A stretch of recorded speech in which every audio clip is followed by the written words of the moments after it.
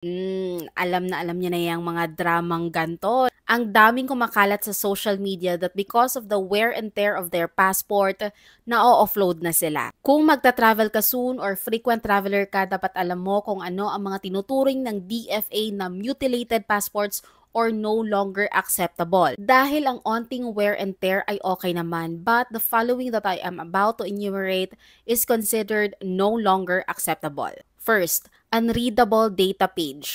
At the first page of our passport, andun ang pangalan, passport number, birth date, etc. Lahat ng mga important information andon. So, if may na-smudge, scrape off, or na-missing doon, it's considered broken passport. Number 2, broken or unreadable chip. Kapag dumadaan tayo sa immigration, 'di ba, kailangan i-scan ang first part of our passport. If that e-passport chip cannot be scanned sa immigration, then your passport is considered broken. Number 3, compromised photo. Yung iba, ang ganda-ganda naman sa passport photo. Pero if it is uncleared, tampered, or suspicious ang quality, then no ka din.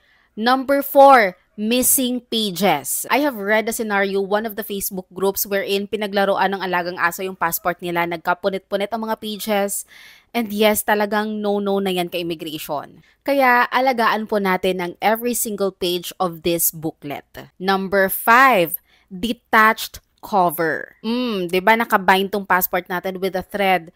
If natanggal tong cover na to, wala ka na din. These cover protect the booklet and talagang kapag sirang-sira na ang cover na to, wala din. Next, speaking of the stitches, kapag unstitched na ang booklet natin, talagang nagsabog-sabog na siya, tinanggal, nawala, pagdating mo sa immigration, magkawasak-wasak na yung booklet mo, talagang hindi yan maa-accept. Number 7, we have water damage. May mga senaryo na nabahaan ng passport, na soak ng tubig, kaya importante paglagyan nyo po siya ng clear case. Ilagay nyo po sa waterproof cover, and if wala naman, just put it inside a ziplock. And lastly, we have ink smears. Yung sa mga ballpen natin kapag nagkalat-kalat yan dyan sa loob ng mga pages. Kaya 'di ba pag pipirma tayo, maglalagay tayo ng mga information sa loob, kailangan hindi yung side pen ang gagamitin natin. Kapag magsasmudge, it may spread across other information, hindi na mababasa, talagang masisira na ang passport mo.